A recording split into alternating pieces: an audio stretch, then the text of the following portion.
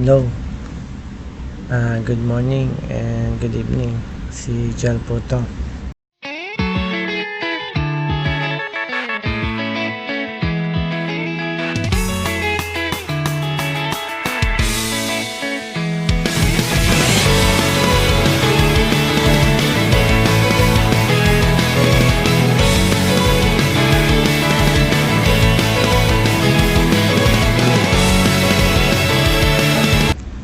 Kamusta po kayo dyan? Mga kababayan ko, mga OFW, mga sa Luzon, Visayas at Mindanao, kamusta po kayo? Kanina po nakabalita po ako, nakapanood po ako na naman ng balita. Hindi po chismis, balita po.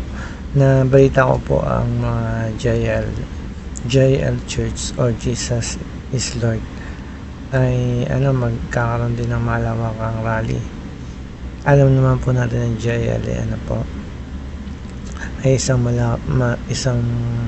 malaking rin po religious group. Para po siyang JL, malaki po yung population nila. Yun nga po, alam naman natin na marami rin po silang members.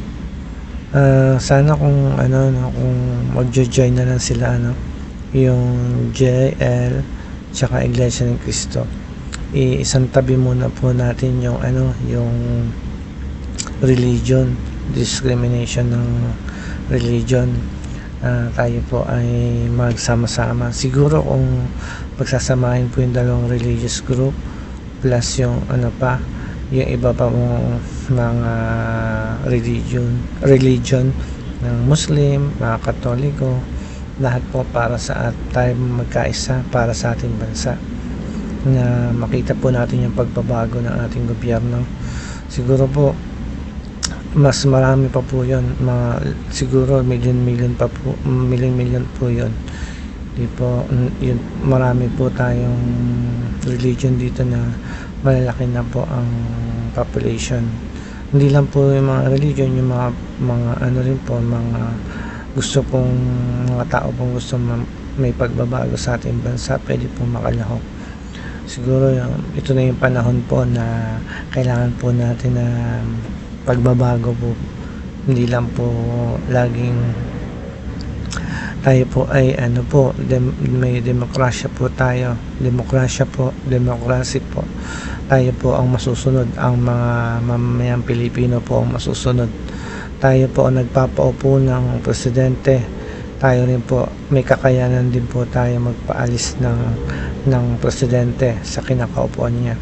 Yun po yung marahil hindi po alam ng iba na ating kababayan na meron po tayong kapangyarihan ng ganun, ng democratic tayo, democracy, na kaya nating meron tayong power na mag-decide tayong mga sambayan ng Pilipino na magpaalis ng sa pwesto ng mga gobyerno na hindi ayos ang pamumuno dahil po malawak ang corruption sa ating bansa. At yun nga po, sana po ay magkaisa po tayo at huwag po natin daan sa dahas at iyan na lang po natin yung ating religion. Isang tabi na lang muna po natin yung mga beliefs natin sa religion. Ngayon po ay dapat po tayo nagkakaisa kahit anong religion po. Ang maganda po ay magkaisa po tayo lahat para po sa pagbabago ng ating gobyerno at ating bansa.